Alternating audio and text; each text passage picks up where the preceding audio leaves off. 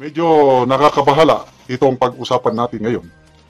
Tungkol ito sa ating paborito na broadcast journalist sa TV5, si Mr. Ted Filon, na walang takot na bumabatikos sa kapalpakan ng administrasyong ito. Puno ng pagmamahal ang kanyang programa, ang inaalala niya palagi ang kapakanan ng mas nakakakami. Ito may announcement na huminto muna siya sa kanyang programa. Nagpapahinga lang daw. Totoo kaya na nagpapahinga o may banta sa kanyang buhay? Tanong lang naman, pag-aalala. Okay, pakinggan natin ang announcement na ito ng kanyang kapartner, si DJ Chacha.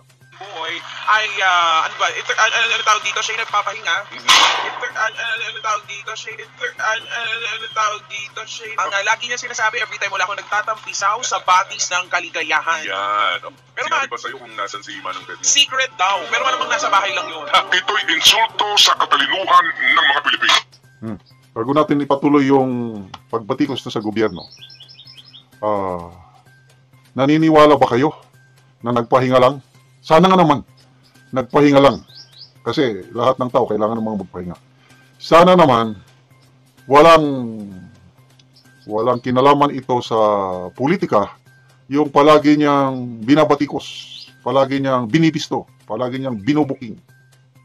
Sana totoo na nagpahinga lang siya. Mabuhay ka, Mr. Ted Filon. O pakinggan natin ng mga ilang bagay-bagay na pambabatikos niya sa mga opisyal sa gobyerno. Pinaglalaroan po tayo ng mga taong ito. Swapang sa pera. Are lawmakers out of their minds? Bakit? Ang mga salita ni JC, ganid, pinakagahaman, mga salita na ako po'y kinikilabutan. Mga kapatid, hindi po biro ito. Ito'y insulto sa katalinuhan ng mga Pilipino. Pinaglalaroan po tayo ng mga taong ito. Swapang sa pera.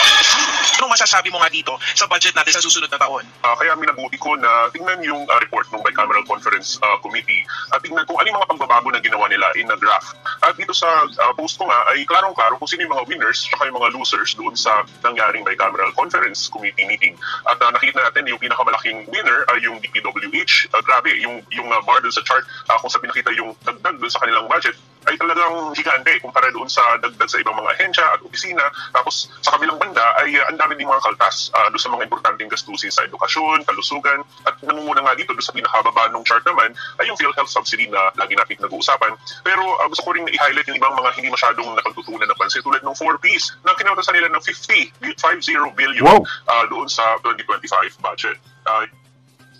50 billion pesos. Ito yung ito yung legitimate na ayuda.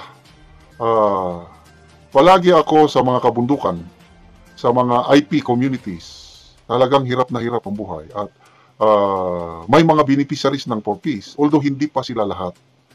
Hindi sabay-sabay na na-enroll. Marami pang naghihintay na ma-enroll bilang beneficiaries ng 4Ps. Bakit kung talaga kung totoo itong sinasabi ni Speaker Martin Romualdez na kailangan ng ayuda. Ayuda is justice. Bakit kinautasan ng 50 billion pesos ang 4Ps na sigurado ang mga naka-enroll dyan, karamihan ay talagang nangangailangan? Yan ang tanong.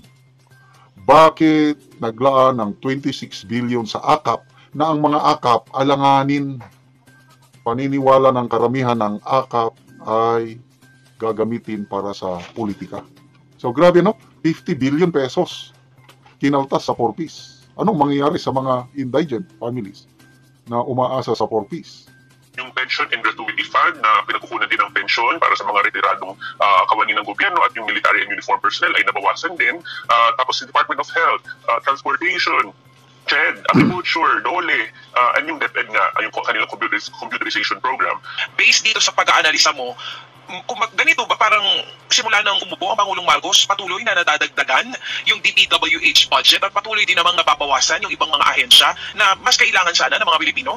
Ito na yung obserbasyon namin na simula noong umpisa ng Marcos administration, yung una nilang budget, 2023 budget, ay talagang lumulobo yung tinatawag na unprogrammed appropriations. At napansin namin na marami sa mga... Yan. Last year, if my memory serves me right, mga 800 billion ang paglubo ng unprogram. Yan po ang tatak Marcos administration. Unprogram, lubong-lobo. Yun na po ang tinatawag ngayon na pork barrel. Yan ang obserbasyon ni dating Senador Franklin Drilon. Bumalik na ang pork barrel in the form of unprogrammed funds. Big-ticket infrastructure projects, kabilang yung Metro Manila Subway na ngayon ay tinatayo na ilang mga istasyon, ay nilagay man naman doon sa unprogrammed appropriation. So in other words, ay hindi pinondohan at mapupondohan lang siya kung merong sobrang pera yung gobyerno. So ano yung implikasyon nito sa ordinaryong tao? Imbis na yung traffic ay masolusyonan, ay marami sa mga trend sana na magsosolusyon sa traffic ay matatagalan pa. Alam natin, no, itong kasalukuyang budget, practically wala nga alokasyon, no? Pati nga sa flood control, wala eh. Yung sa Metro Manila. Pati sa 2025, wala din siya, o meron naman pero hindi napasama dito itong sa railway system natin. Yes, napakahaba ng listahan ng mga infrastructure projects na inilagay doon sa unprogrammed appropriation. Kabilang yung Metro Manila Subway, yung MRT3 rehabilitation sa EDSA, yung North-South Commuter Railway na sana ay magdudugtong sa Clark hanggang sa Laguna ay nakabinbin din yan. At kabilang napakarami pang mga ports, airports at iba pang mga infrastructure projects. Ito may kakaiba Manong Ted kasi di ba pinagmamalaking build better more kung saan yung piso daw ang gagastusin ng Marcos administration para sa infrastructure projects, sa mga trend, airport, etc. Pero nilagay sa unprogrammed appropriations at ito ay nangyari na rin last year by the way. So, kung unprogram po, walang pundo, dapat sana yung mga priority projects na yun, kagaya ng panahon ni PRRD, build. Talagang kaliwat kanan ng mga kalsada, tulay, infrastruktura, may pundo. Ito naman, hanggang salita lang, hanggang BBM. Ano yung BBM? Build Better More. Saan ang Build Better More na unprogram, walang pundo yung mga railway projects, mga airports? Ay, nako. Kung may mga ilang opisyal na ng gobyerno, doon napaamin sila, nadulasin nila na inamin nila na madedelay ang marami sa mga proyekto na ito. So, ibig sabihin yung traffic ay tiis-tiis lang talaga muna. Okay. So, itong mga trabaho ng gobyerno, no? Pati nga sa flood control project nga, hindi natuloy yung 20 na mga pumping stations because of the flood right-of-way issue na dapat nga pinopondohan ng DPWH. So sabi naman ni Ginoong Bunuan, wala nga kasi hindi napondohan. So dito ngayon, malamang itong mga proyektong ito na pang mass transportation, matetenga ito. Itong magiging resulta nito, JC. Tumbak yun, Manong Ted. Pero itong paglalagay sa unprogrammed appropriations, hindi siya nakakatulong, nakakasama siya at lalo pa siya magpapatagal sa mga proyekto. Kinakatwiran ng mga dumidepensa sa budget na ito na hindi totoo na mas malaki ang DPWH kumpara sa DepEd kasi meron pang ilang agencies na kapag kinuwenta mo ay para din sa edukasyon. May nag-compute daw na kapag ipagsama yung DepEd, CHED, SUC, TESDA at iba pang mga ahensya na hindi naman talaga edukasyon o hindi sakop sa sektor ng edukasyon.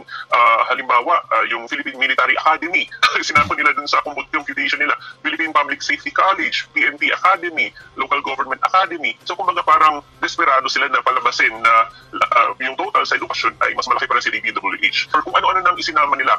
At pag pinagsama lahat ng yun, ay maliit lang yung lagpas niya doon sa total DPWH budget. Aba, kapan na ng listahan. So, desperado. Desperado nga to justify, no, na mas mataas pa rin ang education budget. Ito ay attempt ng mga politiko na talagang isingit yung kanilang mga port projects doon sa ahensya ng DPWH. Isa itong naging unintended consequence noong pag-ban ng port sa economics ay mayroong mga tinatawag na political business cycle. So, bago mag-eleksyon yung mga politiko at yung mga policymaker talagang nagbubuo sila ng gastos kasi kapag gumagastos ang gobyerno ay lumilikha ito ng trabaho, economic activity, income, etc. At bumabango yung pangalan nila sa mga botante. So, in fact, ito ay talagang nangyari hindi lang sa Pilipinas, kundi sa maraming ibang bansa. Pero napakagarapalan ng or at talagang napakadahaman. Pagdamang naman mo yung gan. Okay, so garapalan dito sa Pilipinas, ano?